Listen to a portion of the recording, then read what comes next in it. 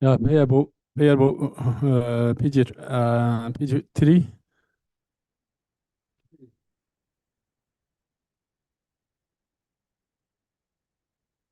한번 간대 좋아.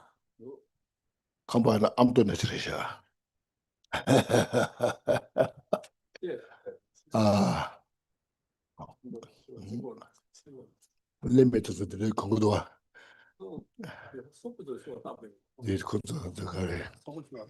부등대 막 따분다 봐. 왜? 부등. 저거 통수도.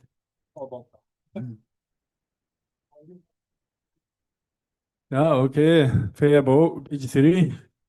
Page number Please 3. open the prayer book, and then when we say the opening prayers, just contemplate in the meaning, and then we cultivate the mind totally to free from samsara, achieve enlightenment, complete Buddhahood for the benefit of sentient beings. Just exercise that mind. Okay. Doloi donwara chibe dai nobara chibe ge tarwa dan damji chenbe wa te jo chiba tamji ge zo chibe man panos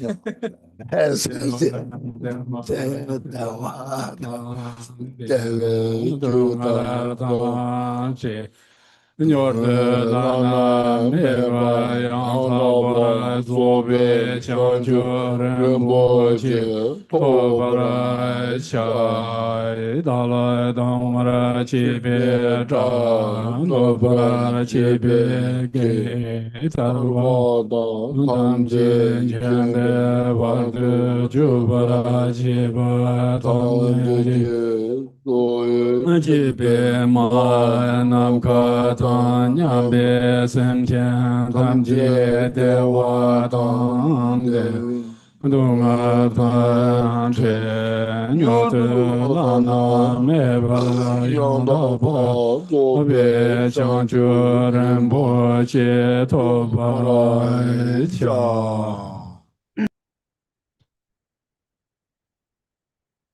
English what? All mother sentient beings as space, especially those enemies who hate me, obstructors who harm me, and those who create obstacles on my path to liberation and omniscience. May they experience happiness, be free from suffering, and swiftly may they attain precious, unsurpassed, perfectly complete enlightenment. Che tu sama je brado ma so ge wala ko ma je brado ma so ma ge wala ko te che son nyama samanta samje brado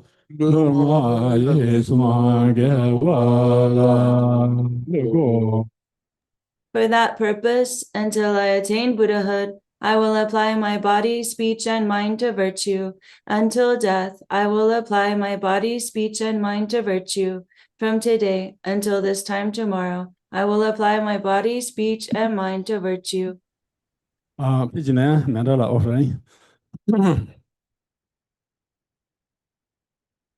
Sa ye po chu chou ye me to zhang zhi da ni ye nian de jian ban de su sa ye shen la mei de pu wa ye en zhuo gu nan da xian de qiu ba ra xiu 那个山羊座南美座南来，西南上双地野年年去，大绿龙角光西洋西郎，南面交给我着大子松。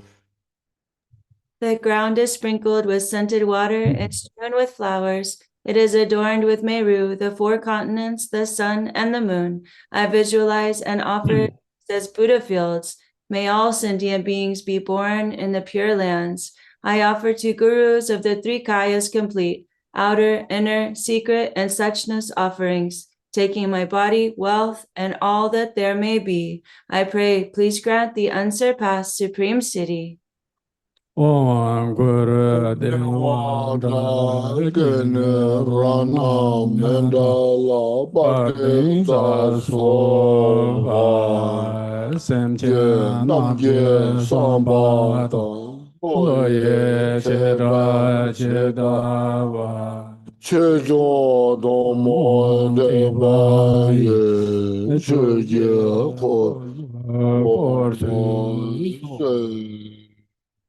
Please the The wheel of the Dharma of the greater, lesser, and common vehicles according to the dispositions and mental capacities of sentient beings. Thank you.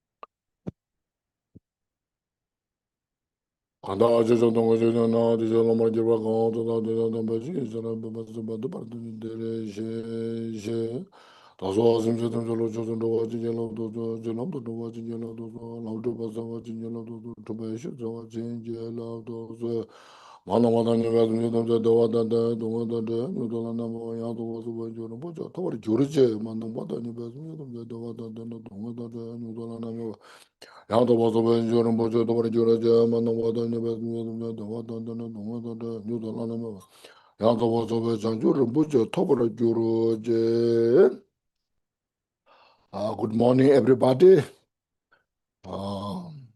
First, please take a deep breath. Inhale fully. Expand your chest and stomach. And exhale all the stress that we have. Now next, first please look at the Buddha like here, no? Our historical Buddha Shakyamuni. Just in the space above in front of you, surrounded by all the Buddhas of the past, present, future. These all embody love, compassion, and bodhicitta. So from them, we just breathe in all the loving kindness into you. Meditate all, we are just, all the obscurations are purified. And ourselves become the embodiment of loving kindness, just to every sentient beings. There's no prejudice, there's no races. All are equal with that. So please breathe in all the loving kindness of the Buddha into us. Inhale fully.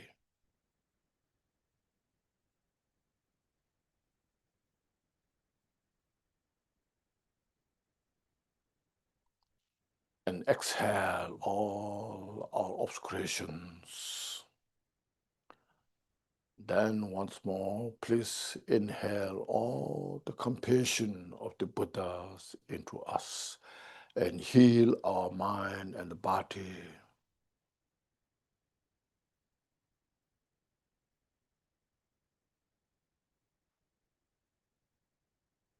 And exhale all the delusions. Then from these Buddhas, please inhale through the breath. Bring all the bodhicitta, desire, all sensibleness to establish Buddhahood. So that bodhicitta, please inhale all the bodhicitta of the Buddha into us.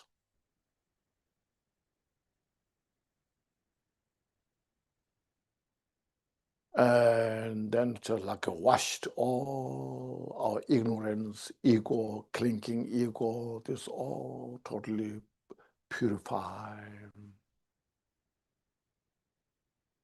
And exhale all those obscuration. So now you please just relax your mind in that. Your mind is totally free. Like the nature of the space. So when the mind is free from all our delusions, as mentioned, mental afflictions, ignorance, attachment, aversion, jealous, arrogance, when these all are purified, or when they are not in our mind, then you feel your mind is totally in ease.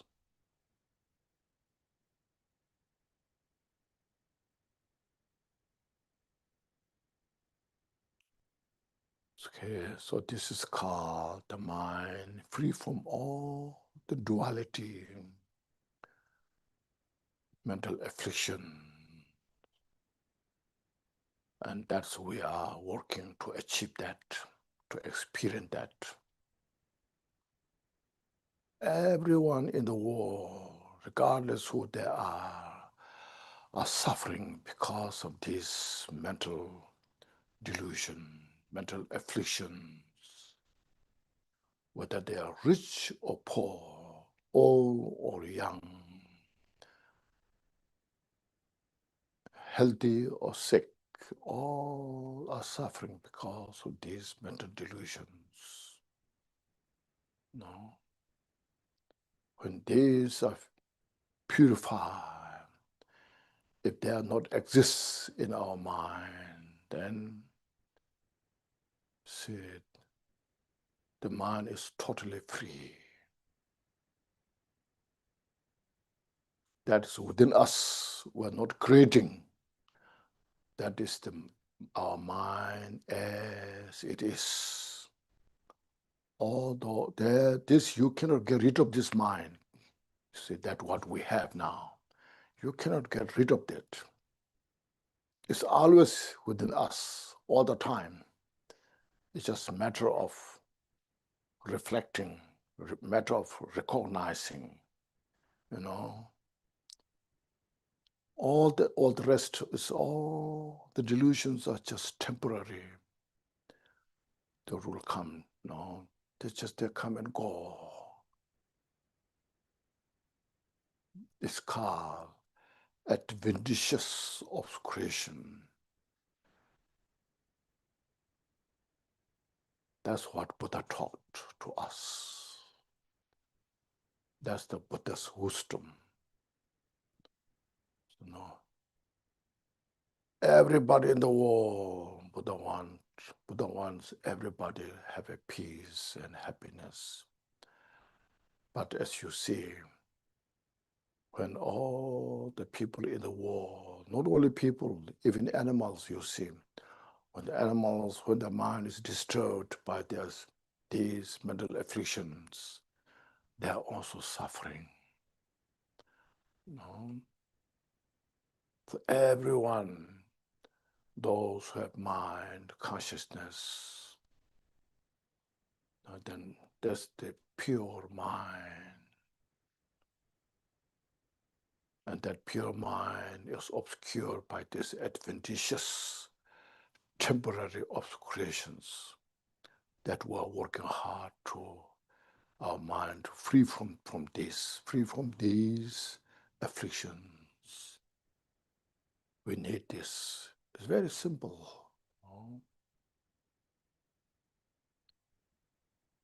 It's in one way, it's very simple, but at the same time, it's very complex. The complex is because we are so habituated on this.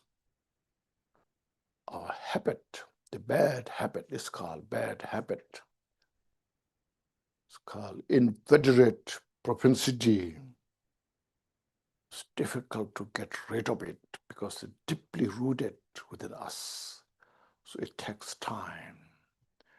It's like a rubber band. You say, when you stretch, the rubber band is stretched, but if you release, it goes back. So when we remind Dharma practice, they are nowhere. But when we forgot, it's just there and gives us the suffering. Not only in our day-to-day life, they will also eventually throw us in the hell realm. See, nobody can throw us in the hell realm. There's no one in the world can throw us in the hell realm, but by this mental affliction, throw us in the hell realm.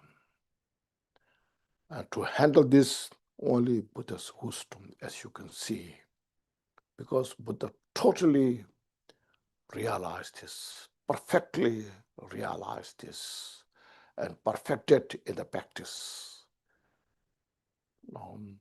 So from that state of the wisdom, then out of great compassion, the indomitable compassion, from that Buddha taught all those teachings. And we're so grateful Buddha taught these teachings. And we're so fortunate to have this opportunity.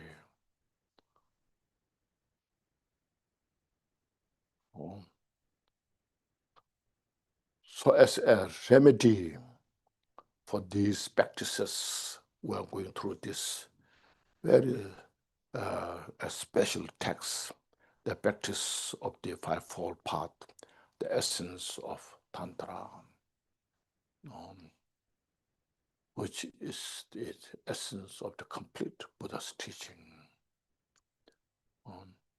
It's short compared to other big texts, but still for us looks like it's a little long, So you read this, you study this, you have a good resident teachers, you can discuss with no teacher, and you practice yourself.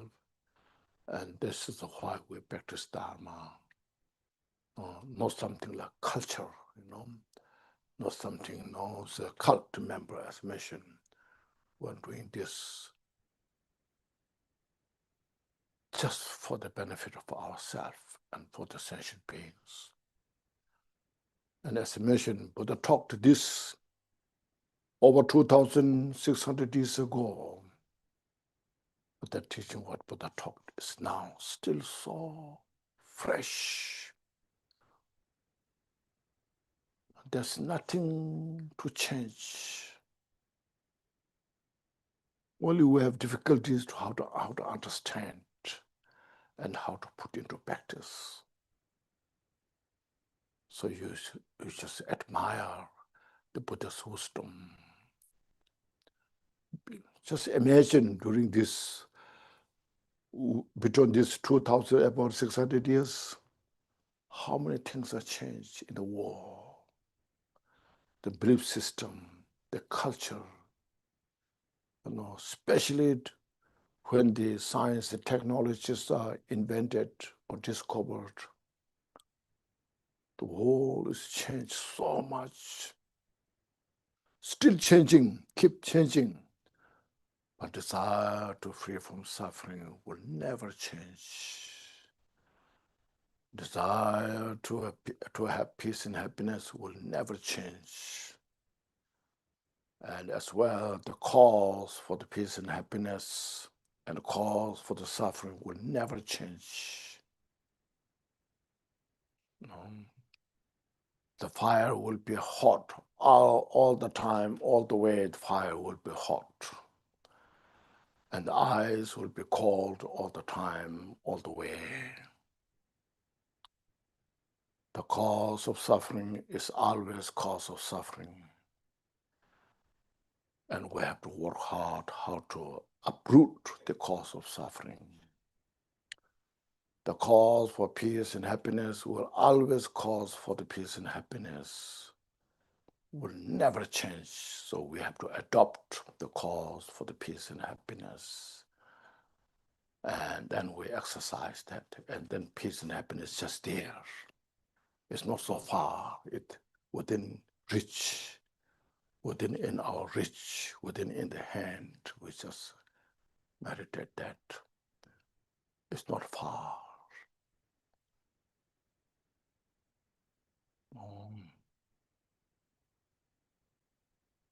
Yes.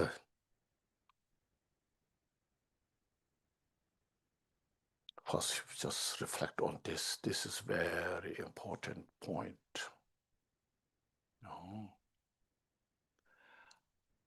Then next, yesterday we went through some general idea, understanding, and practice of the loving kindness, compassion, bodhicitta. Therefore, the practice this morning, just I mentioned that you can practice every day.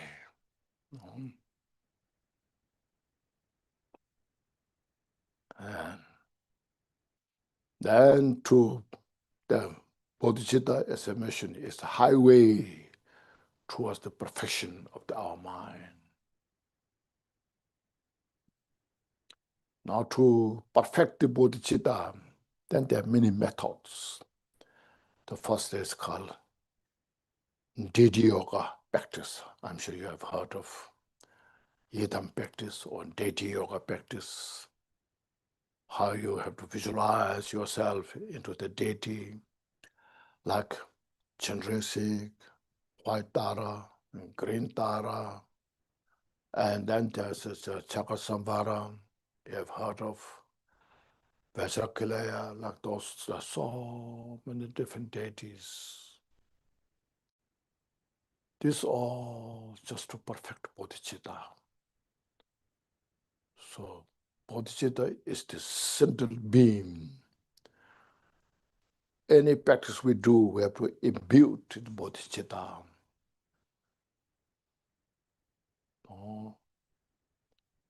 Then with this bodhicitta within us, desire all sentient beings free from suffering, to have all the peace and happiness and the bodhicitta, then you transform into the deity yoga practice.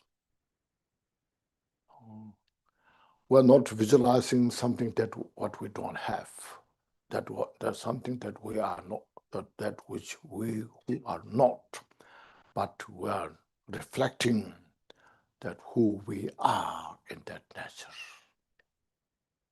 As yesterday I mentioned briefly, everything functions within the causality. Everything's interdependent, interconnected. Nothing functions independently. Like say, this is my hand. You say this 5 finger with 5 fingers. This is my hand. Say, no. Say hand. What's the hand? My hand, we call. Which one is my hand? Where? If you just look at with this 5 finger, the palm of the hand, and the back behind, then all this we call, this is my hand. It's just a label. It's just a name. No. It's not the independent one. See. If I take all the fingers out, there's no hand. Look at one finger, just say, yes, this hand, I know we're composite of this all, this, the hand, just label. Now this even one finger, if you look at the skin, in first the top skin, then inside the skin all the nerve system, bones, all these things. You just divide. This is called intellectually first. Intellectually, you investigate. And this also just product of many dust particles. And then each dust particle you divide into many pieces. And that dust particle does not exist, one independent one.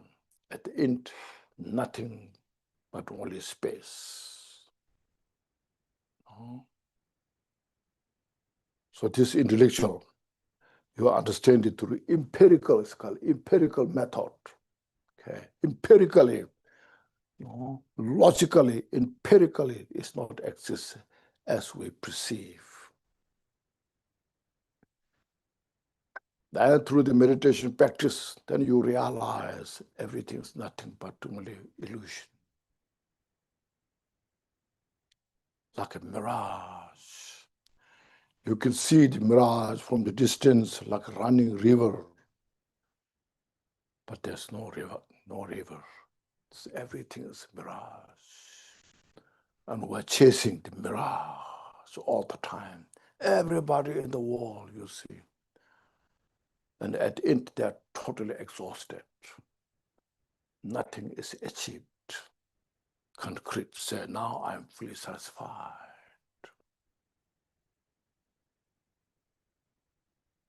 See? But in the samsara, everyone is chasing the mirage. Some Buddha is giving us that wisdom, how to see that, how to relax yourself. No? So like that, when you meditate yourself, did yoga, you have to have the understanding of the step. There I'm sure you know, even Vajrayana or Tantra is practiced by non-Buddhists as well. Then people ask, what's maybe Buddhist practicing Tantra is from other religion, So they ask, what's the difference?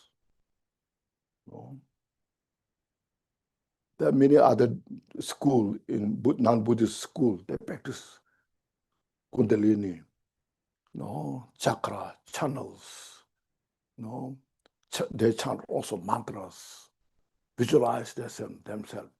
So what's the difference? Buddhists, they are practicing those Tantra practice, they say.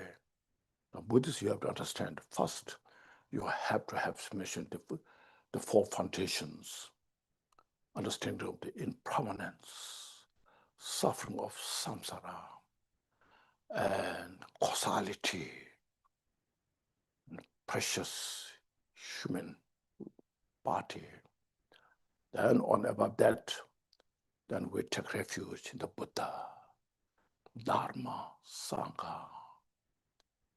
Because, as I mentioned, we're not just being dogmatized, but this is the empirical method as a causality, how to free from samsara. We have to rely on the enlightened being to free from samsara. And deluded person cannot lead to the enlightened state because the mind is deluded. So a deluded person cannot lead deluded individuals towards the enlightenment. So our deluded mind, the deluded individuals can free from samsara, from the delusion, by the undiluted individuals. This is very important. So Buddha, as we mentioned briefly, so that's why we take refuge in the Buddha and the Dharma, that's what he taught. So Vajrayana is one of Buddha's teaching. So we first that to take refuge in the Buddha, Dharma, Sangha. Only above that, then practice of loving kindness, compassion, bodhicitta. That other non-Buddhists that don't have that. Then on above that, understand of the emptiness. Others don't have that. Others, they know Atma, the divine soul. They tell you, where's the divine soul? Where's it exist? It exists nowhere. Through the intellectual, through the investigation, you cannot find. Through the realization, you cannot find. So when you cannot find through this process, now where that is, it's just idea, not practical, not empirical. So this we have to understand. That's where when you practice Vajrayana in the Buddhist, first we start. I'm sure you have heard of Om So Bhava Shuddha Sarva Dharma So Bhava Shuddha. Those practitioners, I'm sure you have heard of that. What means that? It's Sanskrit, Om Swabhava. Om, there's a Om Ahom, means body, speech, mind. Within this body, speech, mind, everything, all the phenomena are constituted within that. Everything, outer, inner, everything is constituted within that. It's called Om, Swabhava means naturally. Naturally means within the unfabricated state, within the uncontrived state, Swabhava. Shuddha means pure, means empty. It's emptiness. Om Swabhava. Shuddha. What are those?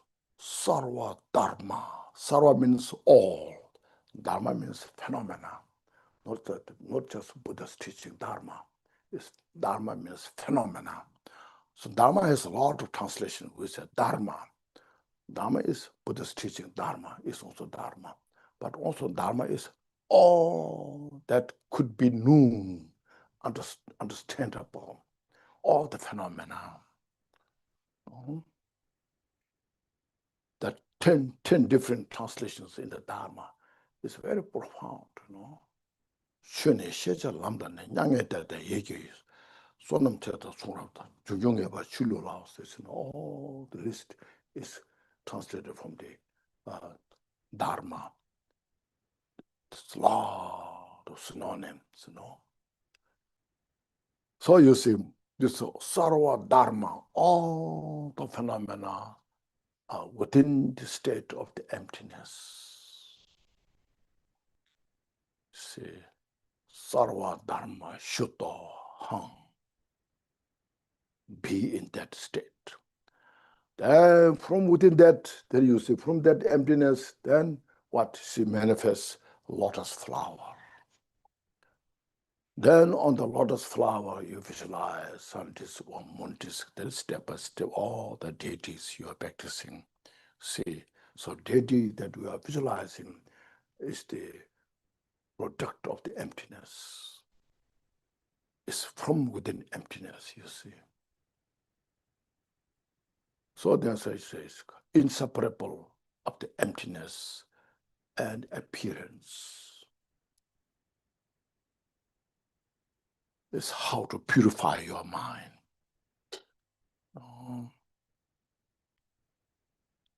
Since mind is not just a machine, not a simple thing, mind is so profound, so vast. As yesterday I mentioned, the outer space, nobody have found yet the dead end of the space, outer space, Likewise, the inner space, this infinite. That's why scientists, I think, it's difficult to find, to create the artificial intelligence, that some individual there, It may take time,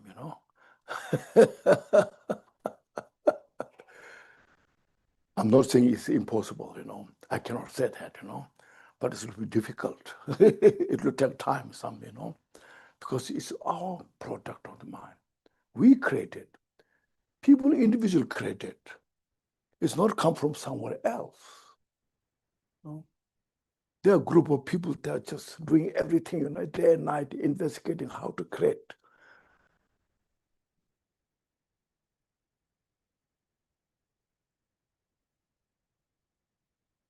But we have to create the enlightenment, okay? We have to take care of the cause of suffering. This is our responsibility. So from that, within that emptiness, then you visualize the deity. And there are two stages, a rising stage and a completion stage, you see. First you arise, kirim is called rimba.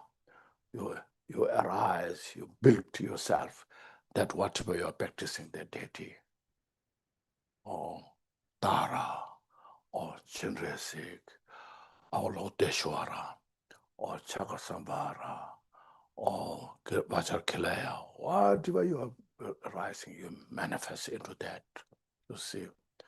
There they will emphasize you, visualize, inseparable of the appearance and emptiness, you see.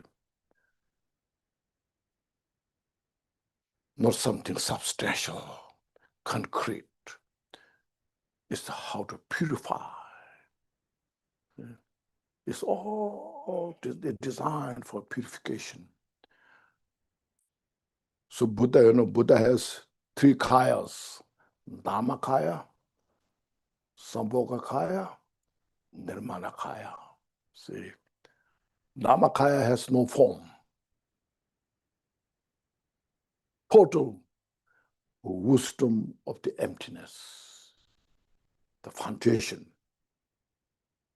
From that Dhammakaya, Buddha manifests Sambhogakaya. It's called Longzhe Zoba, Longzhe Zoba. So the perfection of all the excellent qualities expresses from the Buddha's body. So that all the great Bodhisattvas can see Sambhogakaya. Then they admire, they inspire by that Buddha.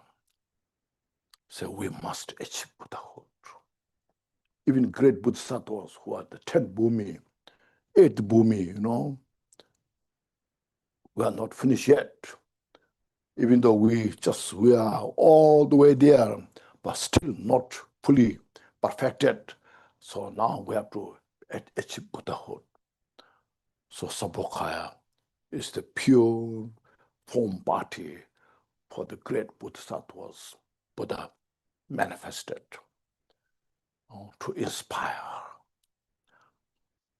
Then Nirmanakaya Buddha is called emanation body, like our Buddhist Shakyamuni, historical Buddha who came on this planet.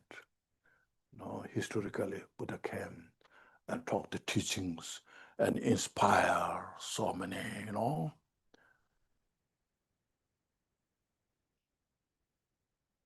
All those individuals who met Buddha, they are so inspired by looking at the Buddha. The mind feels calm, peaceful. All their doubts, fears just disappears. Have you heard of Angulimala? Angulimala, who supposed to kill 1,000 persons within a week. Have you heard of that? No. And then within a week, he was running and then killing. That is what he could. He killed 999 people. Now 1 person is missing. Because his teacher taught that you should do that. If you could kill 1,000 persons in a week, you will achieve such a certain kind of achievement. So the teacher taught him out of delusion, and then Angulimala was deluded, and then he was running. And at the 7th day, the last day, now he's missing 1 person. And he was full of fear. Now, today, the last day, where I can get the last person I need. And he's running here, there, chasing, And then Buddha He didn't know who was Buddha at that time, you know. The Buddha disguised as a monk from distance, and he saw the monk, the Angulimala, and then he chased. This is the last I have chance. With his very sharp knife, you know, with full of expectation, you know, he ran. And then the monk was walking slowly, and he was running as fast as possible. And then he shouted, "You wait for me." The monk said, "Yes, I was waiting for you, but you just keep running." And that's why he said that. And it's very strange. I'm running so fast as a very young person. The monk was not so much running, but still I cannot catch him. What's this? Then the monk stopped. And the man just with the knife, just directly facing him. And he's just ready to cut the head of the monk, you know. And the monk was not moving. There's no intimidation at all. And then he was felt such a strange, why? All those I killed these people, 999. Everyone is so afraid, screaming, shouting. And why not this monk? And then he just said, "Are you not afraid with me?" And the monk said, "No, I'm not afraid with you. You are full of fear. Afraid you are." And he looked at himself, that's right. And he was totally kind of changed his mind. You know? And he dropped the knife on the ground. And then he was repeated, "Why you are saying that I'm waiting for you and you are running? Why you are saying those things?" And then that's a Buddha. He said, "I know you are afraid because you are not getting the last person. And then only that you are running out of confusion, out of delusion, with fear. You are, no. And I'm here to help you. That's why I said, I'm waiting here to help you." So then he just, he understood, why, how I was deluded. Then Buddha said, how you can achieve this special attainment by killing people. Yes, you are deluded. You got a wrong teacher. A cult teacher. I'm here to help you, to protect you. You are creating hell run by yourself with this. And then he totally understood, you see. That's how he would help the people,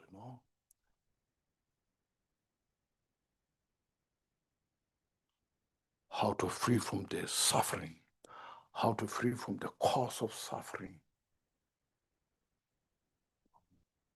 So you look at this Buddha's wisdom. Like that, if you read a lot of stories how Buddha helped that at his time,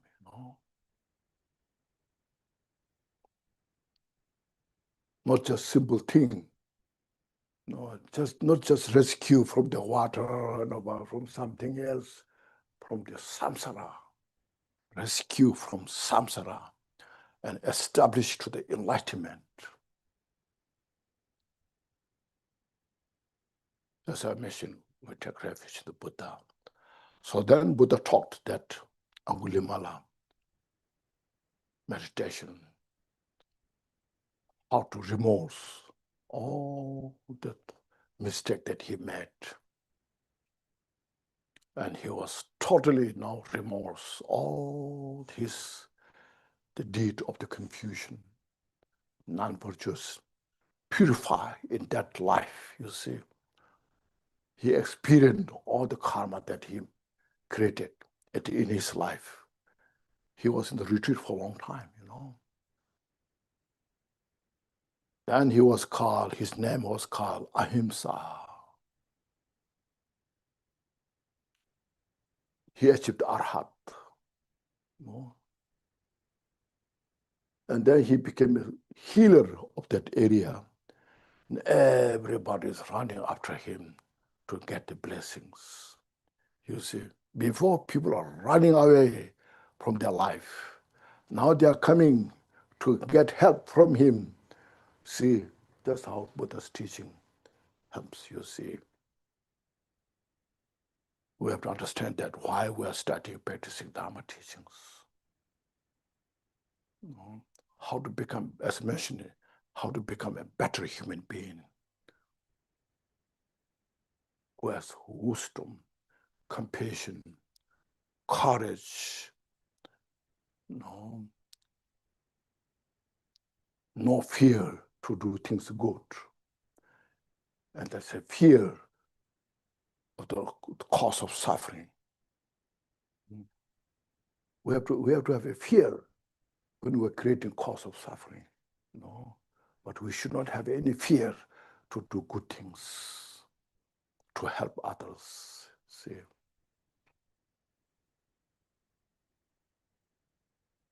So since the mind is so complex, as I mentioned, then Buddha taught the Vajrayana teachings.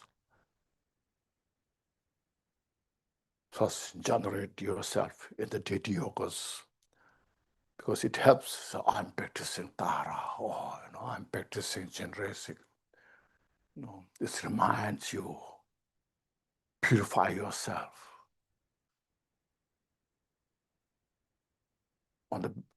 As mentioned, we have to imbue with the bodhicitta. Our mind should be ornamented by the bodhicitta. And then practice Dharma, you know.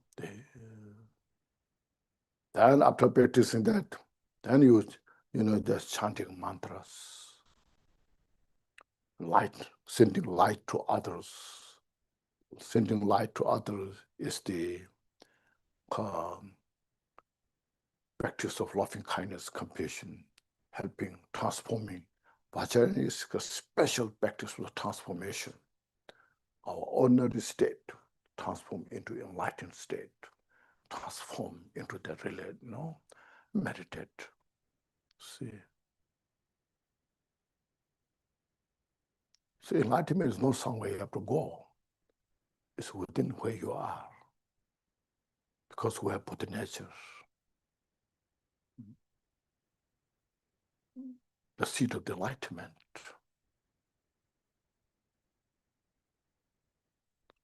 So it's called the generation stage. And then it's all the chanting mantra, light sending, light receiving from outside and sending out. All these practices come. Generation stage, perfection stage, or completion stage, called completion stage, you know. So there are two types of completion stage. Completion stage with sign and without sign. Sign is in deity yoga, you know, what is all significance. Like I said, there's a 5-pointed crown. You look at the data, there's a 5-pointed crown. Why there's 5-pointed crown? Each and every has a significance. It's embodiment of the 5 wisdoms, 5 body of the Buddha. No, 2 earrings, what symbolize the true truth, the relative truth, the absolute truth. The 3 necklaces, what symbolize these 3 necklaces, 3 body. No, Dhammakaya, Sambhogakaya, Nirmanakaya. No, all has its significance. It's called the expression of the excellent qualities of the Buddha. It's not something, a culture. If you don't know those significance, it's like Indian culture.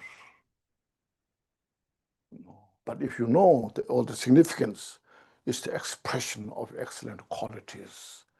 It's not to the culture. Then when you practice, it inspires you to achieve those qualities. The perfection of the 6 parameters, all those things. This called completion stage of the sign. Then at the end, you see all dissolved into emptiness. Everything dissolved into you. You dissolve to the syllable in the heart center, and then from the syllable dissolve into emptiness. This is called the completion stage without sign.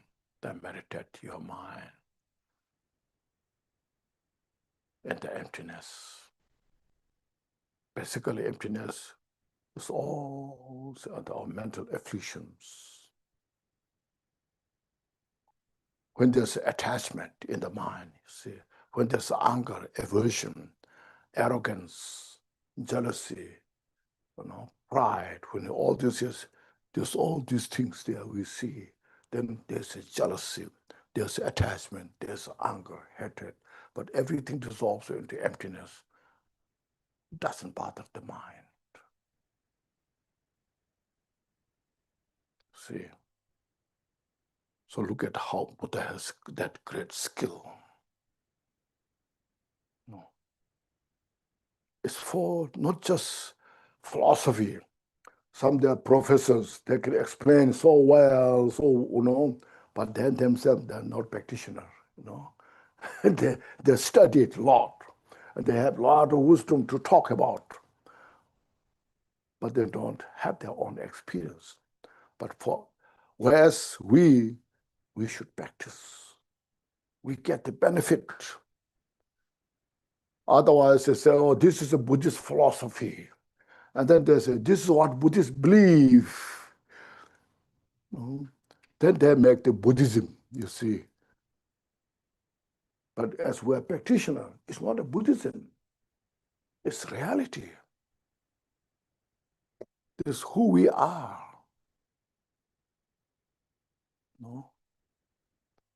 Like reflecting on the impermanence. Impermanence is not a Buddhist philosophy. It's everything constituted within the impermanence. And we reflect on that, meditate on that. And so, but sometimes the monks a little kind of lost their awareness, mindfulness. Then Buddha tells to all the monks, hear me. All the composite phenomena are impermanent. As soon as they hear when Buddha's wisdom that, and then the mind are just relaxed, calm the mind. So, I don't know, it makes the mind so peaceful. When you attach something very strongly to what to do, no, I cannot achieve that. I want, no. So you say it's impermanent. There's no essence there. And then you get the grief of the grasping of the mind just loses. You see, this is how it makes your mind more peaceful, more compassionate, have the wisdom. So that's how the Buddha's teaching is. So here, the yoga is basically about that,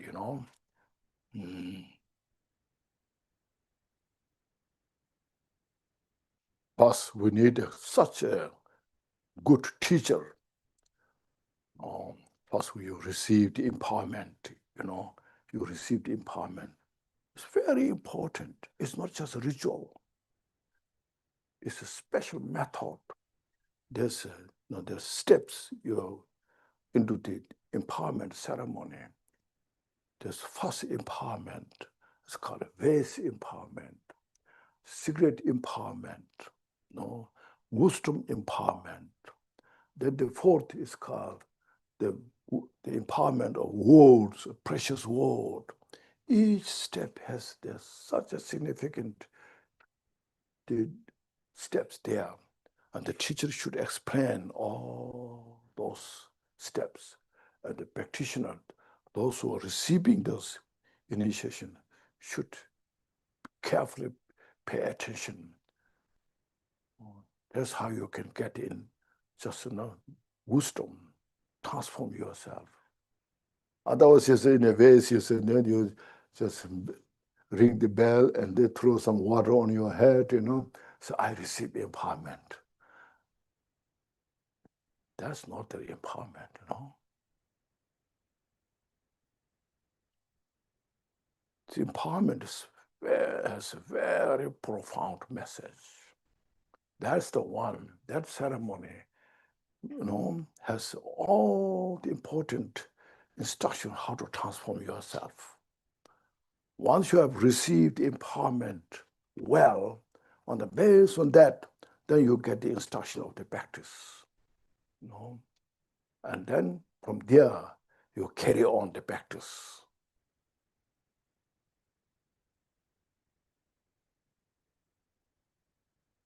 This, our body, the five skandha, the five skandha, five aggregates of the body, they form what? They form feeling, perception, formation, consciousness. These are the five aggregates that we have now. Since I have this body, you can see, then I have feeling. I feeling good, I feel not good, we have all this. I like what I feel good, I don't like what I don't feel not good. And the neutral, neither good nor bad, it's just a stupid. It's ignorant, That perception you perceive, you see these things, you perceive good or bad or big or small, all this perception. And from that mental formation, there are 51 mental factors. From that we can make the karma. And this is all consciousness, eye consciousness, ear, nose, tongue, body consciousness, and the mental consciousness. There are 5 or 6 consciousness, sometimes 7, 8, So that how to transform these 5 aggregates into the 5 wisdom, 5 Buddha's body. So that through this empowerment ceremony, you receive all those instructions. Okay? That's the Vajrayana practice. Making closer to the enlightenment.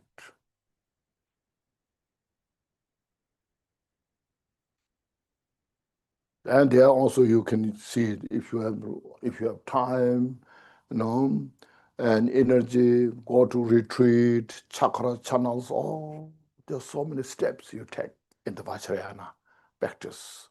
It's all just to exercise your mind. How to purify the deluded mind. How to reveal your inner, total, undefiled peace, joy.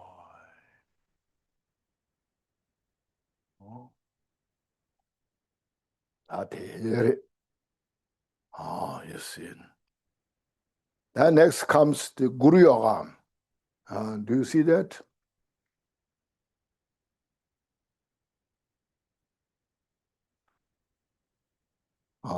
We don't have page number. We don't have, you see. But there's a Guru Yoga practice.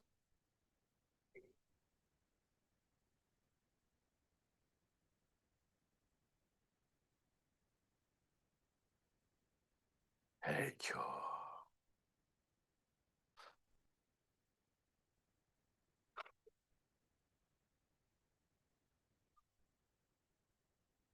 Here, Guru is not ordinary Guru. Here's a Guru Vajradhara. You know Guru Vajradhara? 아주 도리청 해외. 이게 말에 우도 지도가. 네. 제일 맞다. Vajradhara. Vajradhara is Dhammakaya. Dhammakaya with form, without form. With form is this Vajradhara, Sambhogaya, Guru Vajradhara. Now that's the, we should say, highest achievement of the enlightenment. So your Guru, you visualize as the Vajradhara, okay? And maybe visualize at the heart center as you are Yidam. Now you are Yidam. Whatever you're practicing Yidam, then in the Yidam, inseparable of the appearance and emptiness, embodiment of the bodhicitta, relative and absolute bodhicitta, then in the heart center inside, on the lotus, you visualize Vajradhara, inseparable of the Buddha and your mind. So my Guru is in form of Vajradhara, which is the essence of the Buddhas of all the three times, Buddhas of the past, future, present.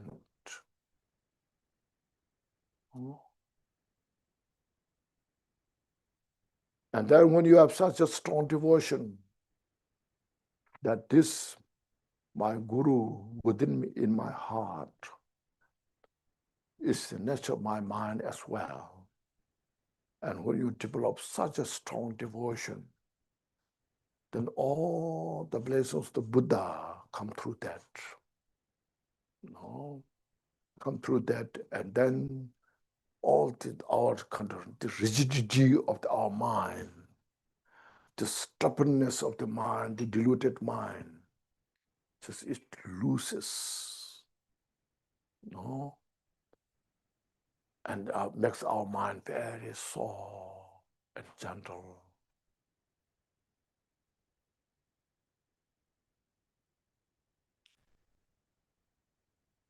And with that mind, just reflect on the bodhicitta. Where appreciation beings have all the peace and happiness. May appreciation beings free from all the suffering. And may all they achieve enlightenment, complete Buddhahood, including those people who hate me, irritate me.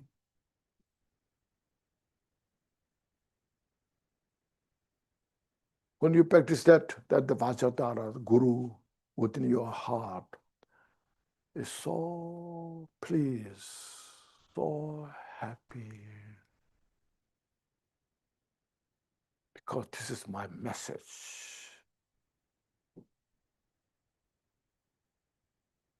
This is what I, as a Buddha, now performing activities for all the sentient beings. And all our mental afflictions have no way back. There's no space. Those manifest. And as I mentioned, we are totally happy, joyful when these mental afflictions are not exist. That's the principal point. Our point is all the Buddha's teaching designed to uproot, as mentioned yesterday, obliterate to all those delusions.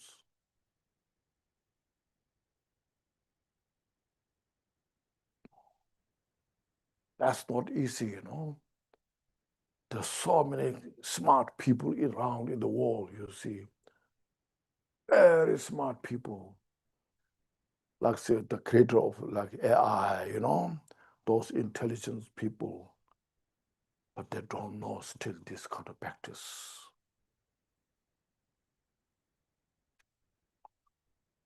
There are so smart people who can make the weapons to destroy the lives of the hundreds of thousands of people just in 1 second. But they don't have wisdom to capture this.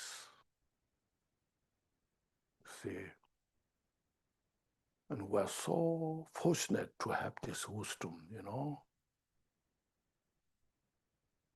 to take care of the root cause of the suffering.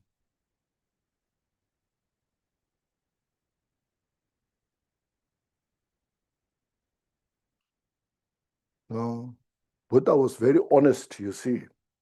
I say, turn teachings, all the sin, negative karmas of the sentient beings, I cannot wash by the water of yours, all these of creations. Also, I cannot dispel the suffering of the sentient beings by my hand. Neither I can give you my realization to you. Say, this is my realization, I have, take it. That doesn't happen. Now, how then Buddha helps sentient beings? I teach you the empirical, the teachings, the wisdom, and that if you study, practice, that you will achieve the liberation. No. So if you read Buddha's story there, Buddha didn't say, you pray to me and I will solve your problem. Buddha didn't say that. See, you have to work. But it doesn't mean Buddha don't care, doesn't care. Out of great compassion, he now taught all those teachings in his life for 45 years. So you have to very understand that devotion is a connection. It makes the connection to Buddha. When you say I received Buddha's blessing, means because of Buddha taught all these teachings.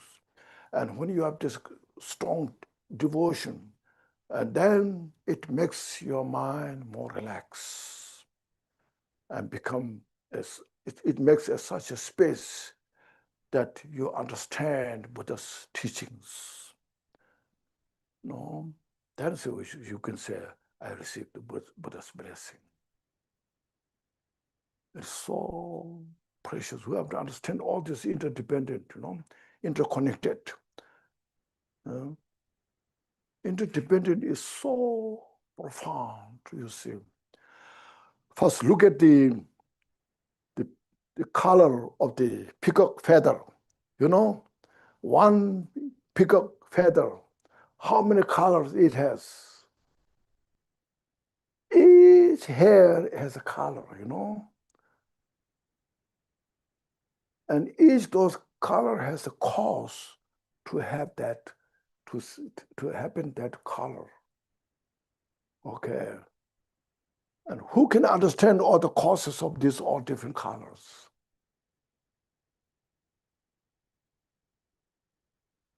So Buddha's wisdom can explain you each and every cause of those colors. That's called omniscient. From that omniscient wisdom, then explain all the causes of each and individual things that manifest. So that's why Milarepa said, emptiness is much easier to understand than the causality. Emptiness you can investigate, as we did, you take all the dust particle, all this, you investigate, you say, this is empty. Oh, I understand that, right, But all the causes, all the happening, then how you know that, So Buddha can explain, understood everything.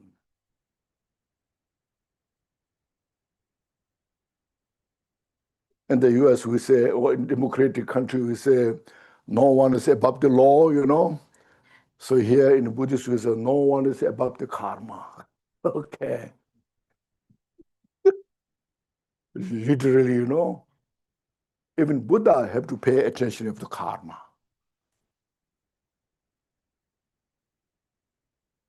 even at the time of Buddha, such realized arhats, they go through such great hardship.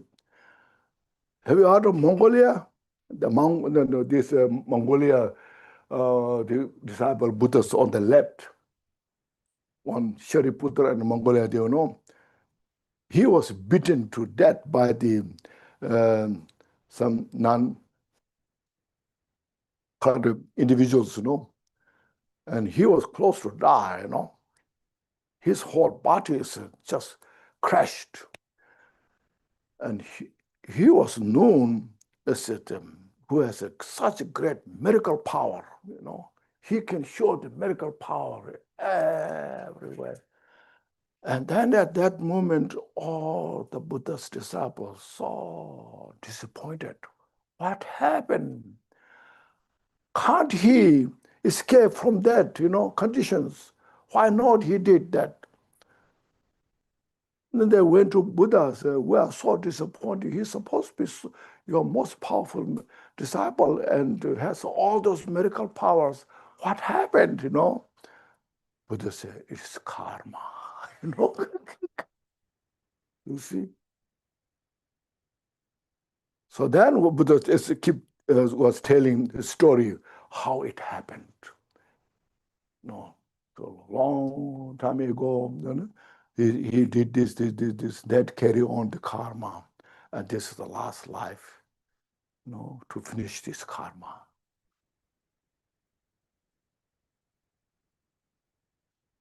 Even the Nagarjuna, everybody knows Nagarjuna. He was second Buddha. He lived 600 years in his life, Then at the end of his life, see,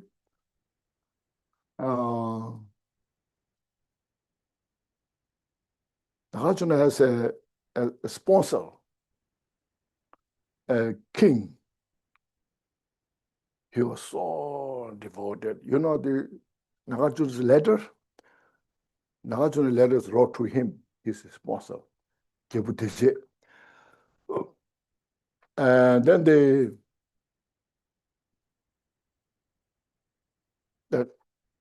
the wife of that king, she gave birth as a child who's now grown up, like in the 20s. And she made such a beautiful cloth, silk cloth, such beautiful.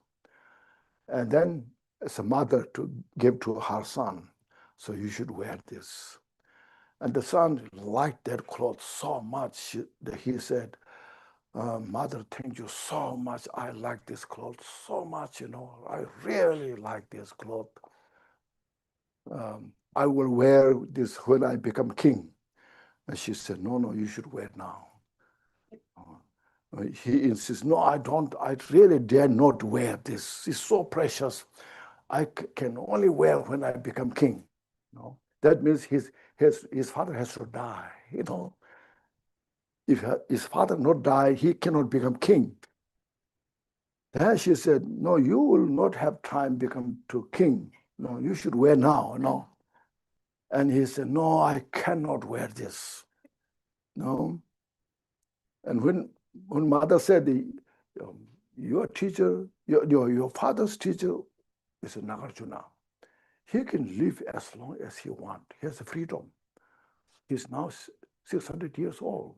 And he can live for another 200-300 years, So you will have no time to become king. And then the son was so depressed.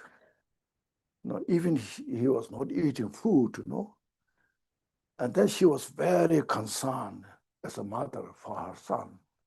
Now she was thinking, what should I do to help my son? Finally, she thought, Nagarjuna is such a great bodhisattva. So she said to her son, you request to give the head of Nagarjuna. If Nagarjuna gives you his head, means Nagarjuna will die. Then your father will die. And you will get the chance to become king. So then son went. please give me your head. Nagarjuna contemplated, meditated. Oh, it's not time to go.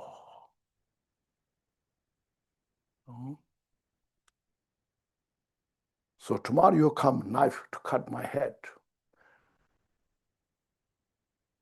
And then next day, the child, the king came and cut the Nagarjuna's head.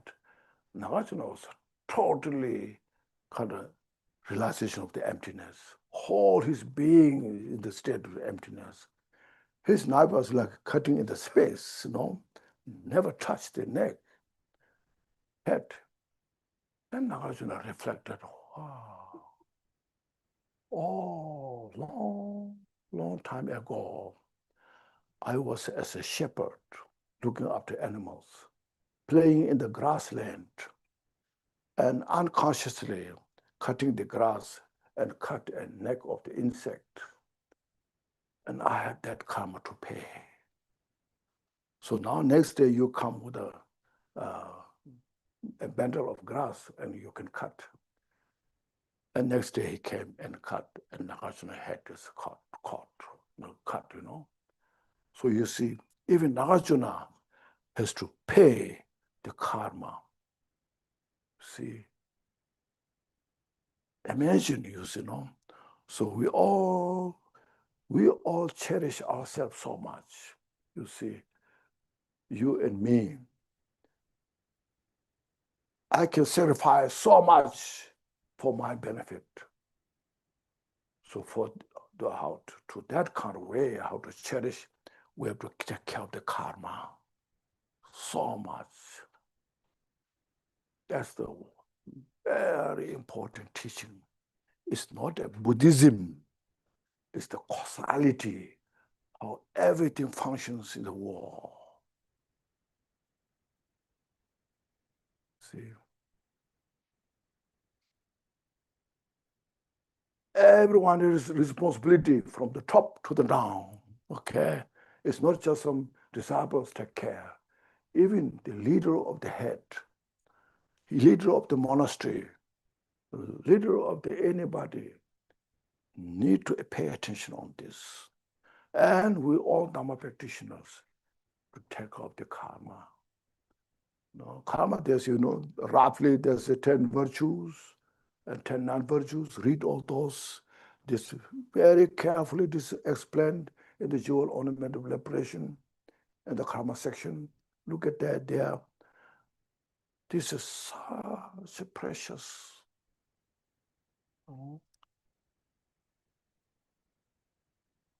So that here now I'm talking about this. When we practice the Guru Yoga, receiving blessings, all these things, then our mind become more pure, more clear, more precise. This all yet, and then you become. We have more. There's called awareness and mindfulness too. Awareness, shishing. It's cultivating shishing. It's understanding, awareness. You're aware what you are thinking, what you are doing. You're aware of that. And then be mindful what you are doing. So these two are very important, the factor of the practice. Awareness, sometimes called vigilance, awareness, mindfulness. A very important factor of our practice. Sometimes we're chanting mantra. In the mouth, we chant mantra. In the mind, we're thinking all over the world, You're going into the kitchen, your mind, or into the market, everywhere, With the mala, you're chanting, oh, manba, Then after this, what should I do? Where should I go? You planned well during your chanting mantra,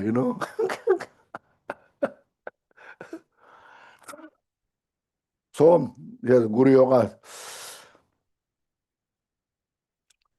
Just the next paragraph said, if the Lama or Guru who introduces one to the self-arising co-imagined wisdom and bestowed blessings on one's mind stream is placed on one side, opposite all the Buddhas and Bodhisattvas of the three times of the others, still that guru, he or she, would outweigh them, you see. Your guru that who introduced you those teachings, especially like Mahamudra, is so precious. It's more important the Buddhas of the 3000s. It's not that Buddhas are not important, but the wisdom you got, your understanding you got is from your guru. The teachings you receive is Buddha's teaching, but you directly got from your guru. That's how precious it is. This is the nature of all the Buddhas. That guru is the nature of all the Buddhas. So if one always meditate on that holy guru, Lama, in the mandala of one's mind, mandala means in the center of your mind, and supplicates unceasingly, then all the excellent qualities, the perfect and complete Buddhas will fully arise like the content of one's vase pour into another. The great Adikoba Tantra said, the Guru possesses the kindness which arises from the secret mantra.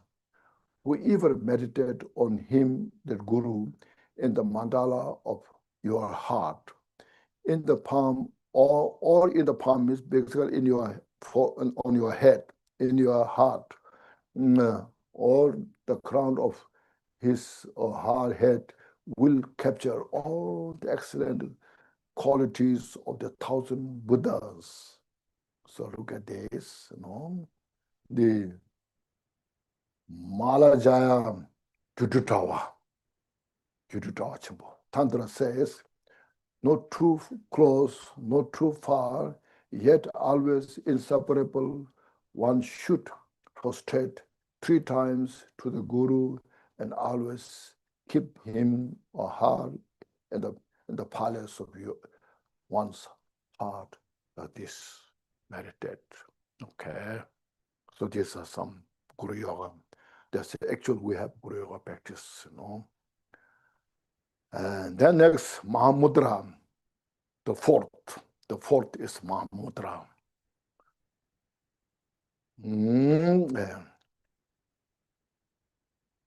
Thus, one's own body, speech, mind, and those of the Guru becomes inseparable. All the phenomena of samsara and nirvana are one's own mind. As yesterday mentioned, the mind is creating all. When you see something I like, it's your mind. You like. When you see something you don't like, it's your mind. You see, there is nothing is like or don't like. You see, if this is really good, substantially good, and its goodness is there, everybody who perceives this, you have to agree this is a good one. But somebody say this is not good. That shows it's your mind, Somebody sings so loud. So, I like their singing, And some says too loud, I don't like that. It's all your perception, It's your mind. Okay, see? So yesterday mentioned all the echoes are like just all the sound is like an echo. Just reflect that. It's my mental perception. When I don't like, it's my mind. I just take care of my mind.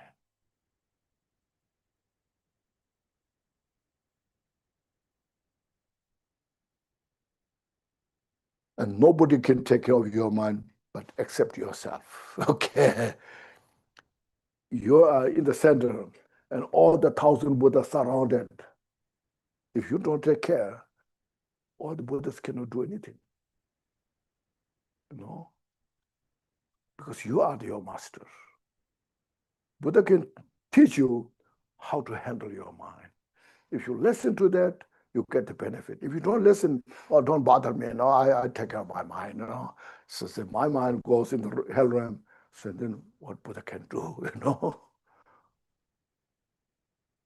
So this is very precious teaching also, That's how you can transform the samsara into nirvana, when you know it. See? So you say here, the mind itself is primordially unborn, means what that means is nature of emptiness. See? Like the center of the sky or center of the space. Within that, the mind abides without any conceptual thoughts, positive or negative. When one experiences the certainty of mind, which itself does not exist premortally, that's called Mahamudra. You see, the great Brahmin Saraha said, non-conceptuality is the body of the Mahamudra. Yogi, don't expect any result from outside. It's just within you.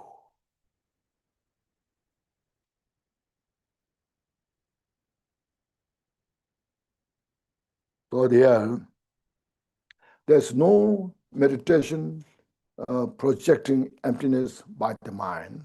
Neither looking inside is there anything to meditate upon such as shape and color. Especially when you look at what's the color of your mind, there's no color to see. What's the shape your mind has, there's no shape. So you cannot see. So people don't pay attention to your mind. All the modern scientists, especially those what's called the mind scientists, what do you call that? The terminology? Neuroscience? Neuroscientist. Neuroscience, those scientists, those scientists, since you don't see the mind, they just forget. What they do is they investigate in the machine, bring all the sophisticated machine, so sophisticated machine, and measure the brain, So the brain is the mind, then they just explain you. But you can imagine, brain is just a piece of flesh in the skull. And the heart. So I say usually, I just say joking, the brain is the office of the mind. And the heart is the home of the mind, okay? And the mind goes in the office in the brain, then becomes so active, And when the mind comes down in the heart, you see, then the relax. You see, love, compassion come from the heart. Bodhicitta comes from the heart. And in reality, say, in your heart center, because this heart is just one piece, not like brain, one piece of flesh. So there's not so much to investigate, So the scientists say they just leave it alone. But otherwise, in the medical, Tibetan medicals, or in the tantric Vajrayana, they said, the essence of your father and mother is in the center of the heart. And inside that, your consciousness with the wind, they abide there. When these two separates, then you're dead. Until that separate, you're still alive. So heart is still so important, See.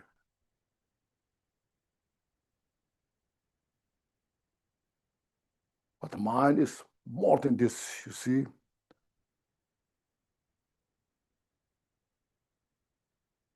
So we should meditate how your mind, when your mind is embodies bodhicitta, look at how it happens. All the peace and happiness is within there. So that's called as, the one hand, two sides. You see, the mind is one side, one like hand. The two side in the front is the enlightenment. The back is the samsara. Okay. And when you look at this, your luminosity of the mind, you mentioned primordially unborn, means primordially pure. Okay. Primordially unfabricated, contrived.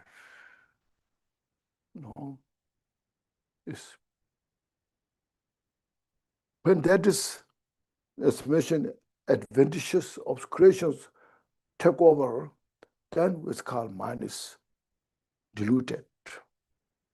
But that very delusions, if you have that wisdom, look at where the delusion is, it exists nowhere. So it's so paradox, okay? That's called relative truth, absolute truth. Two truths are so paradox.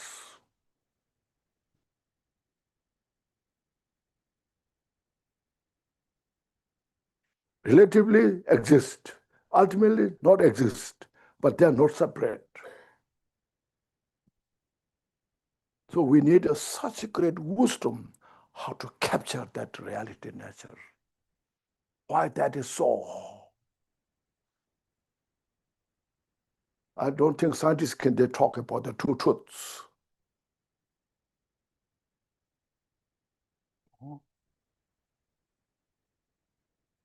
So this, the Buddha's teaching, the wisdom that we have. Unborn, birth and death is two duality, It's a birth and the death is the duality.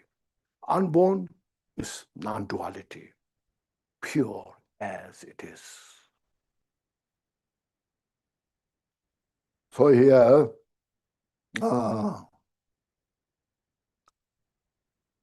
the Buddha of the past, present, and future haven't seen the nature of the mind, means something exists, it is saying.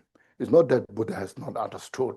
No, it's have not seen that something exists, such called mind.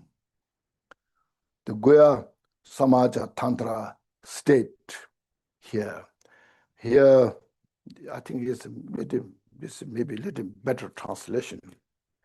I tried, but my English is so poor,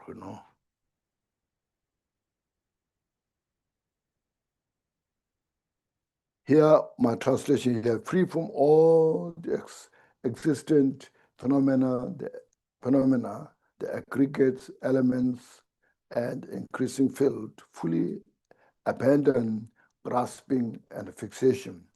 The equality of selfless phenomena, the primordially unborn mind, that is the nature of emptiness.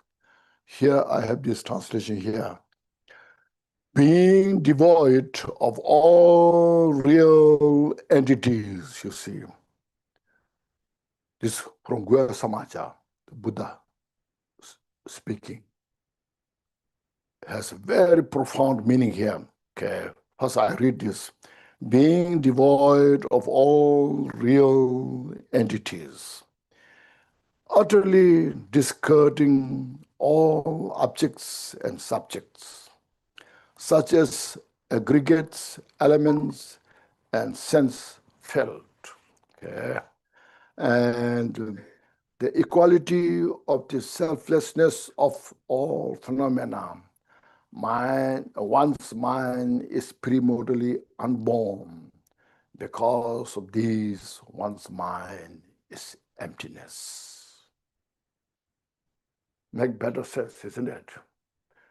Here now, you understand, being void of all reality, real entities. There's many stages. First, you see,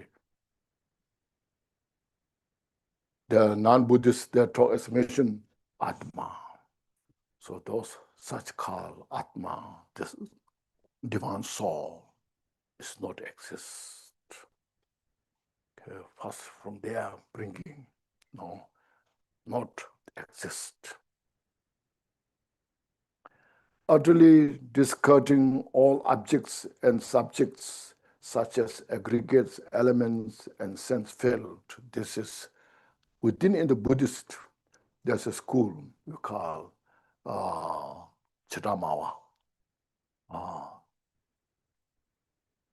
Vivashika school, South Andrika school, Chittamandra school, Matamika school, the step by step.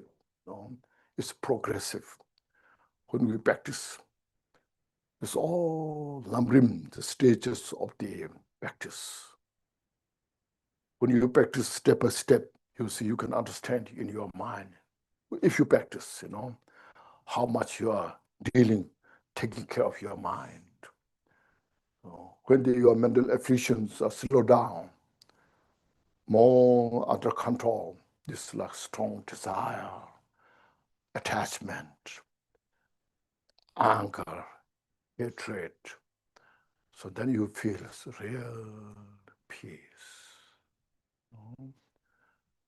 And these things doesn't bother you so much.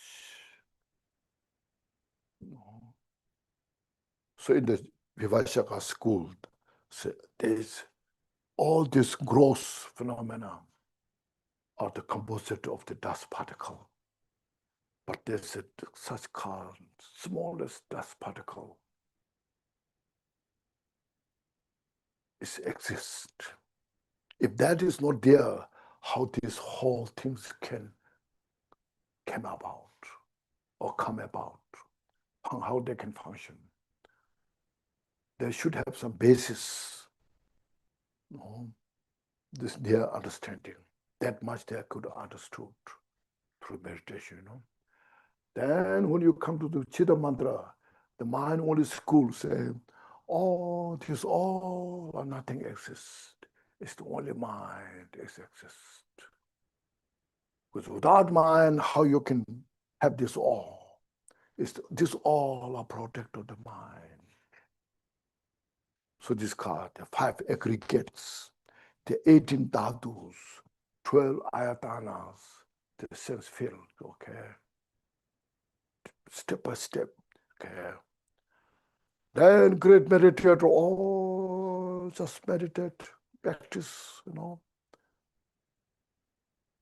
As I mentioned, your Dedi Yoga, when you practice Dedi Yoga, when you become Dedi Yoga, it's product of your mind.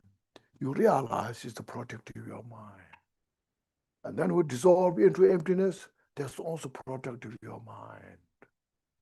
See? Then you meditate on that, then there's no separation. There's no dualistic. That very appearance itself is nothing but empty. That very emptiness is just you see. And you realize non-duality. You see, that's what is talking about here. And then you see the equality of the subject of the all phenomena. One's mind is primordially unborn. See, then your mind itself is also not exist as we perceive. Then there's no ego is exist. There's no grasping. There's no fixation. You achieve the total freedom now. At the same time, you see everything functions without any contradictory. That's what's called inexpressible. We ordinarily cannot express how that functions. But the enlightened beings can see. Then there's no any conflict. See, they are totally into that state. Just example of estimation Milarepa, you know. When Milarepa was in Mount Kailash, you know Mount Kailash? In Mount Kailash, there's a Mamsarewa, big lake. If you go there walking, like, you know, ordinary people go, it takes 1 day to go around. Maybe local people won't take that long, no? But it's so high, so difficult to walk so fast. You know? So there was a born priest, Narupujung. Then Milarepa and them debating who belongs this lake in Mount Kailash. Milarepa said, this Buddha prophesies this lake at Mount Kailash for the Buddhists to belong. And Narupujung said, no, this belongs to the born tradition. Then he said, you cannot say, aggressively take over. So let's see who wins, you know, no, who possesses, who wins. Let's show miracle power. Born also has some miracle power, you know. And then Milarepa manifested just in the center of the leg. He was not bigger. The leg was not smaller, but totally covered the leg. So you imagine how that is possible. It's called inconceivable. But those who realize this kind of meaning, they can play that. Then Narupujung said, okay, you win, you know. you take over. You see? Right now you can look at the big mountain out there. In your small eye, one eye, you look, you can see whole mountain. The mountain is not smaller, your eye is not bigger, but you can see precisely, you know, how it is possible. Like this cup, your eye is smaller than this, but you can see the cup totally, you know. But those who enlighten, then they physically they can capture that. Okay, so we need practice Dharma that. So this most important mission, these mental delusions. We understand that, okay, we are born. We then growing slowly. We get old and we'll die one day. No, physically we get old, get sick. You see, look at this, our mental afflictions, the ignorance, the ego, you know, our attachment, aversion, arrogance, jealousy, this mind, they never get old, okay? They never get sick.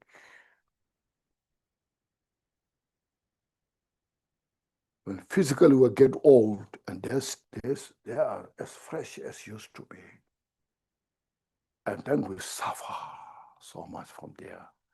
So this all can aid by this Buddha's teaching. Okay, Buddha's teaching is, that's why, you know, can purify. And then we can totally get rid of them. That's why Buddha's teaching is, you cannot replace by Buddha's teaching, if you know. It's not a Buddhism, as I mentioned. It's not just a Buddhist, but it's a universal. If anybody takes interest on this, follow the path, everyone has the opportunity.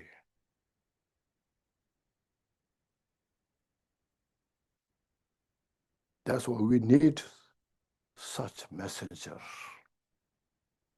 We need wisdom, skill, how to communicate with others, how to help others. You know, more than before. The people are suffering so much outside there because of the mental afflictions And because of all the technologies, a lot of young people are depressed. You know, their mind is so disturbed by all these modern social medias. They cannot catch up, and they're suffering so much. You know, we need to study them, understand them, share with others.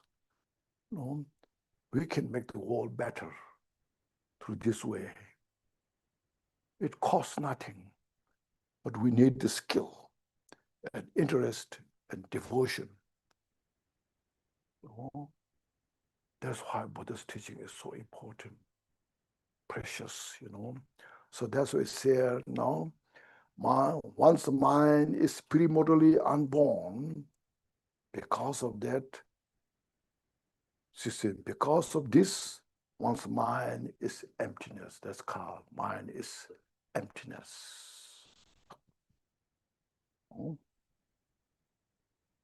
Thus, it was said by the Blessed One.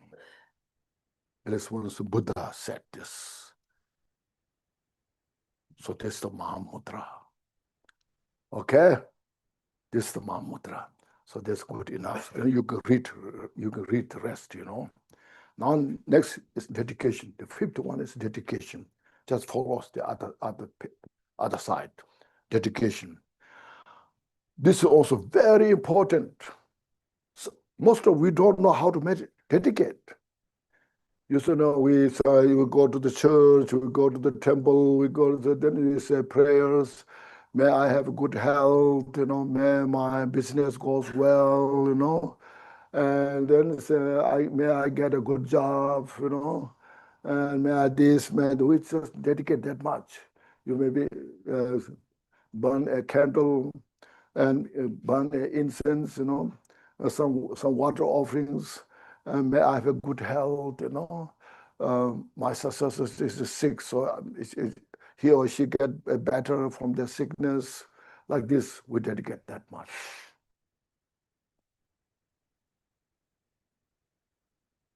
We rarely say dedication prayers, may everybody achieve enlightenment. Do you say this prayer? Very rare, unless you have learned. No, hear this saying. Abupa also said, in the past, we have done a lot of good things, but we didn't do good dedication. That's why still we're in the samsara.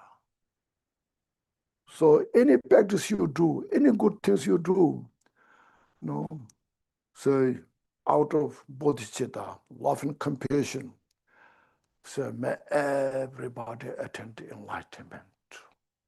So your whole virtue dedicated to attain Buddhahood, to achieve that Buddhahood for the benefit of all sentient beings. Or when you are practicing Deity Yoga, in the Deity Yoga form, then you just dedicate by this practice of the generation stage, completion stage, may everybody attain Buddhahood for the benefit of all sentient beings. With the Guru devotion, you dedicate by this practice, may everybody attain Buddhahood for the benefit of all sentient beings. No? So your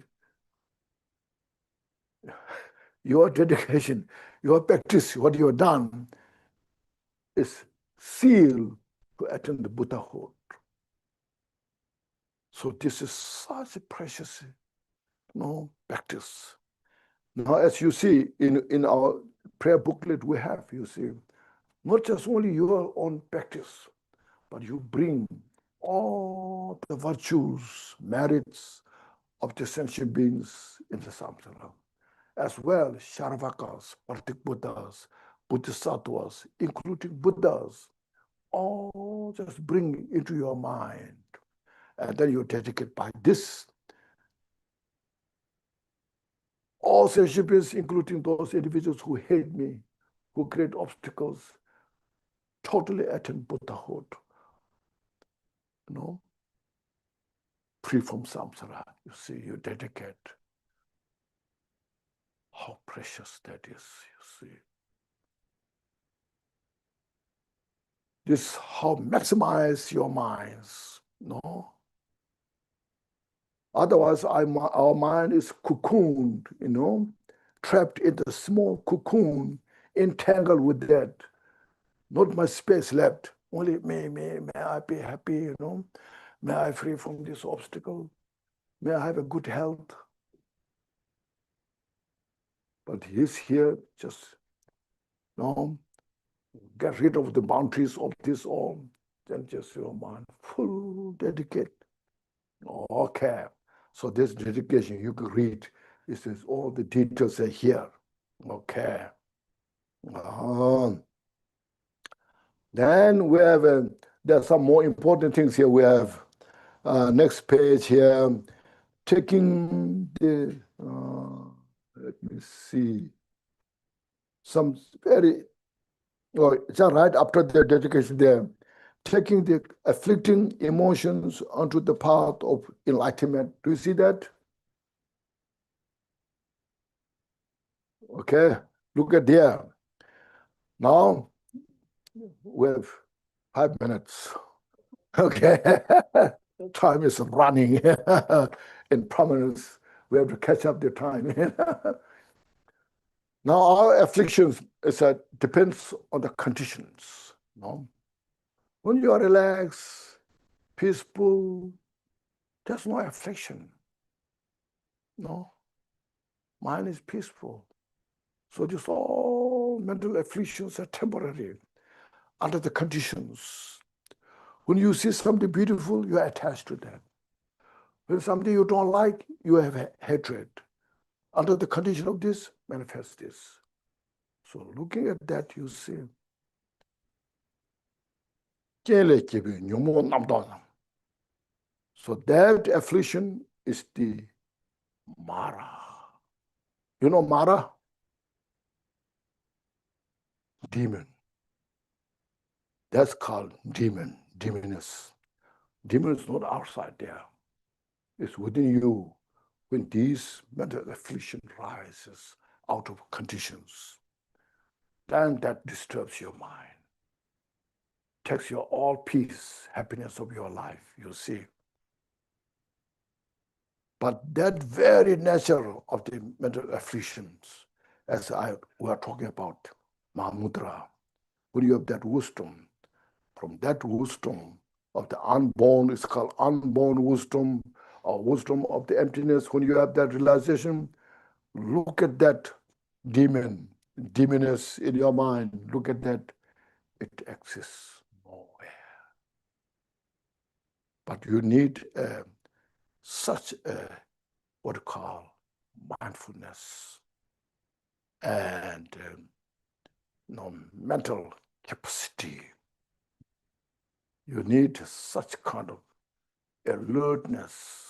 As soon as they rise the mind, that mental affliction, that moment, then you just remind your Mahamudra practice. And it exists nowhere.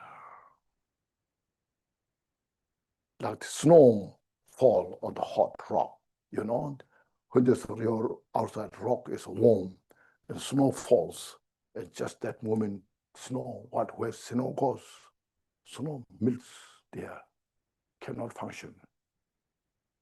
Okay. So you need that. Or like the waves of the ocean. The wave comes from the water, and that wave itself is nothing but the water. It's not separated from the water. Okay? This is what this practice is talking about. How precious this is. Now we're going a little bit, just to understand. Okay. And then next here we have this taking sickness and obstacles onto the path of enlightenment. Look at here, just next page, other side on the top. Okay. They're taking sickness. Now, sometimes you get sick, fevers, anything, I just look at that. So this sickness has come from my karma. I have it. I don't feel good. Any types of sickness you have, cancer, anything. Then you develop bodhicitta first to all the sentient beings. Like me, those people who are sick in the world, they are suffering. They go through this difficult time. You're concerned about that. Develop love, compassion to those individuals. And then you just manifest yourself as the deity, okay? As the deity. And then within that, you visualize your guru in your heart as the Vajradhara. And then you realize, oh, this is just manifestation. Their nature is emptiness. This sickness is also empty by nature. And then with that mind, you just say, this is my sickness that I have. May substitute all the sickness of the sentient beings in the world. Special people who are going through this. May all the sentient beings free from this kind of sickness. And you say the dedication. May all they free from samsara and achieve enlightenment. And you rejoice. My sickness is appeared without no purpose. It brought such a great purpose to develop my bodhicitta practice. And due to this, my sickness, I could practice bodhicitta, yedam practice, Guru Yoga, and the Mahamudra. You know? See, that you just practice that way, you know. It's always very precious love and compassion, bodhicitta. It's to heal your body. It's to heal your mind. It helps you to relax yourself. You know, always, everybody can do it. You know. And within the illusory nature, everything manifesting that. Any obstacles you face, no, of course we don't like obstacles. I'm not saying obstacles are good, but something happens. You know, anything in your business, in your life, obstacle happens. And just say, this obstacle that I'm facing, you know, I don't like it. It gives me pain, suffering, but this may become such a cause to substitute, to purify all the obstacles that every individual is facing. May every individual in the world free from this kind of obstacles and dedicate. See. Okay. Then see next page at the down there, taking death into the path, the practice of the non-duality of death, you see. Now finally we die, you know. We all will die one day, you know. That's definite. So that time, how to die.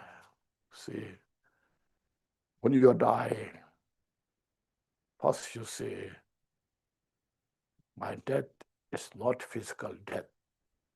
My death is the death of the delusion.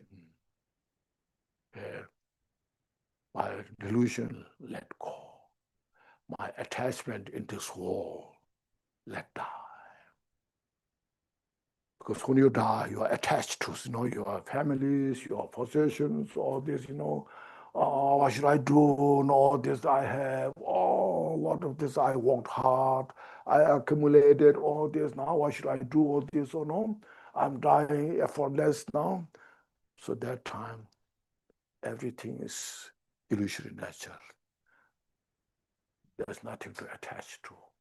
No, just relax your mind. This is all just illusionary nature. And that is the death of the grasping, the death of my grasping, the delusion that I have. And you develop love and compassion to all sentient beings. There's so many people are suffering this when they die. Even though they don't believe anything, but they're attached to their family, to their possessions, to their wealth. May all this die. This delusion, May everyone know this mind that may constitute, have enough power, ability to purify all the suffering of the sentient beings when they die. And you just said, this is a Buddha's wisdom. I'm so fortunate I have this instruction, this practice,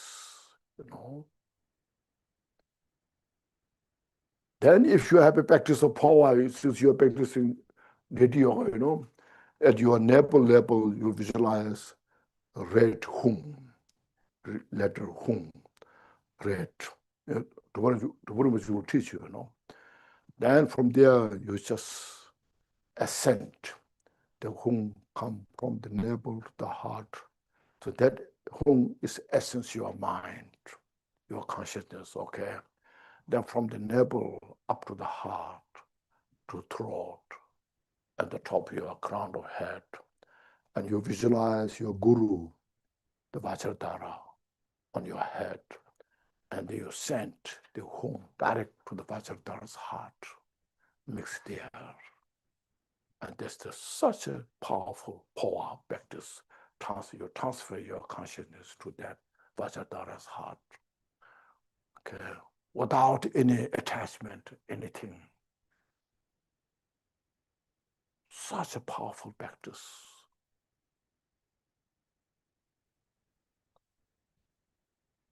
And you dedicate, may every sentient beings free from samsara and achieve complete enlightenment.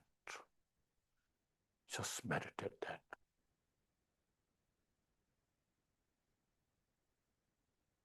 Atiresha.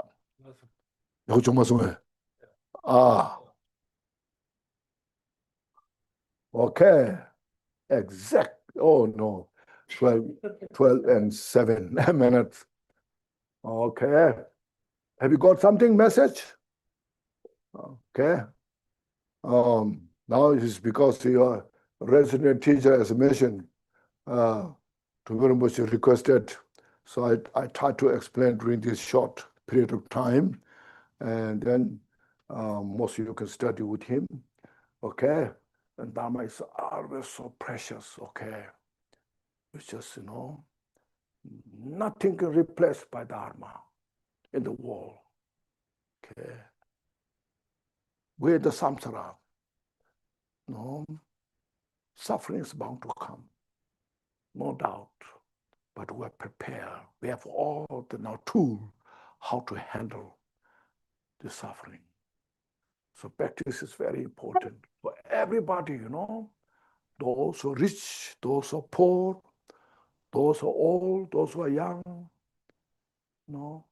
That's the Buddha's wisdom. See, you just always appreciate and grateful to the Buddha who taught this teaching. Okay. Even though Buddha came over 2,600 years ago, still we have Buddha fresh. We're so fortunate. The Buddha's teaching goes everywhere. We're so grateful. There's no demarcation. Always remind the kindness, the wisdom of the Buddha, and take refuge in the Buddha. Anywhere you go, it's so precious. Anybody can practice Buddha's teaching.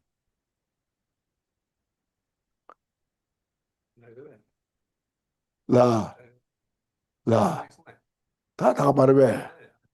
Allah so.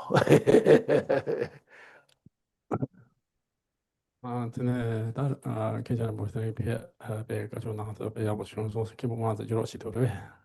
tene 어때 배 야구 좀 소스는 괜찮은 모습 가지고 이렇게 남아다. 유령 보대는 남아지 배 되는 배도 배 가고 좀 가지고 배 사고 남아서 배 야구 좀 소비 시행이 있어.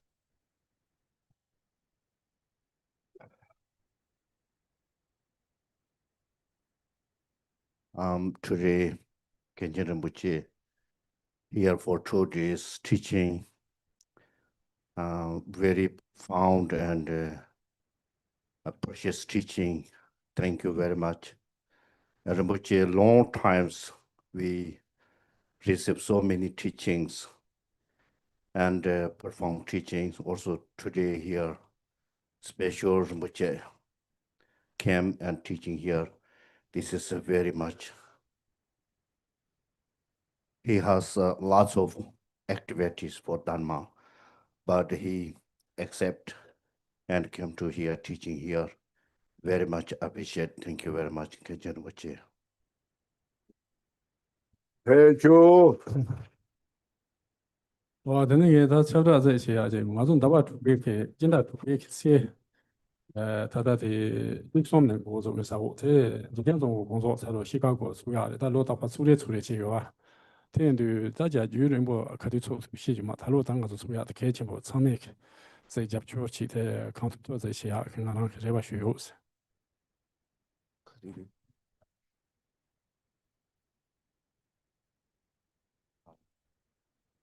Special this year, every year, Lord Jigten Sumgong Parinirvana Puja.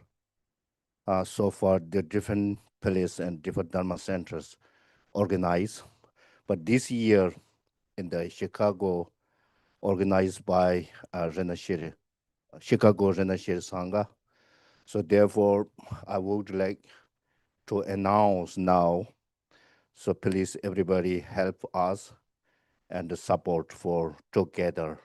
We work together, perfect for successfully will be go well. The Lord Jigten Sumgong say puja. June from June 13 and to 14 2 days. Thank you very much.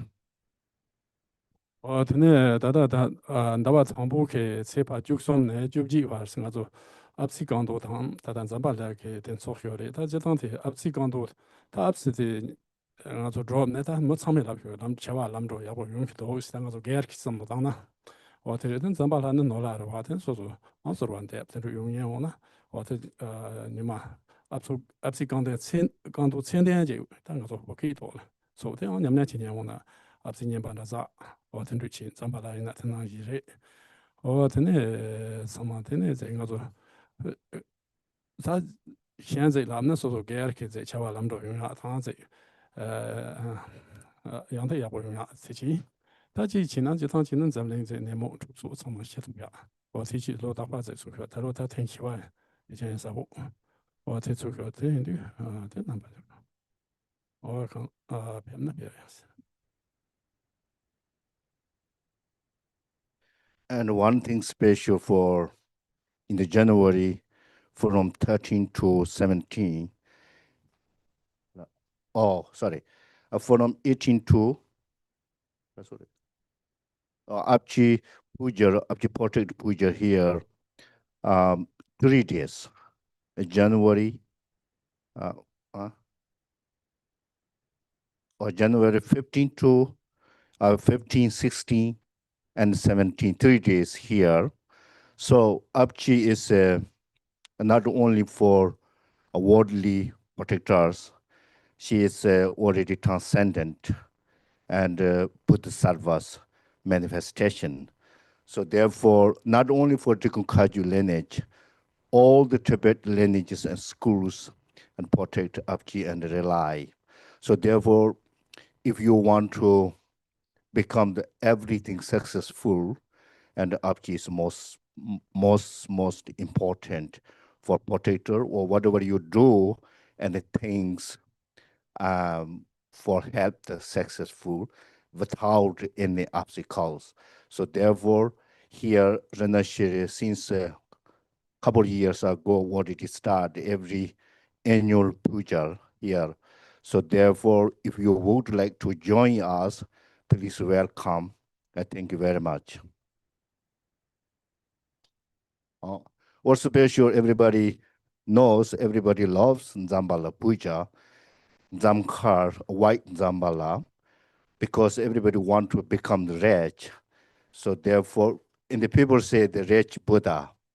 So therefore, if you want to make money, start money, easy job, and come more money, and then you will join the Zambala.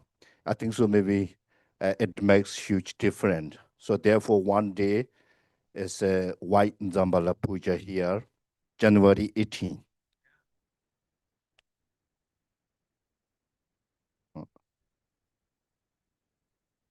Or in general, we all the Buddhists and pray every day all mother sentient beings to be happiness and cause of happiness. So therefore, we pray to get the world peace without any war and famines and using weapons. So therefore, one thing for pray the world peace, become the world peaceful. And second thing, individual for reach the how to say rich family, rich person or whatever, and everything for successfully. So therefore, if you would like to join, also welcome to Renashere, Chicago Renashere Sangha.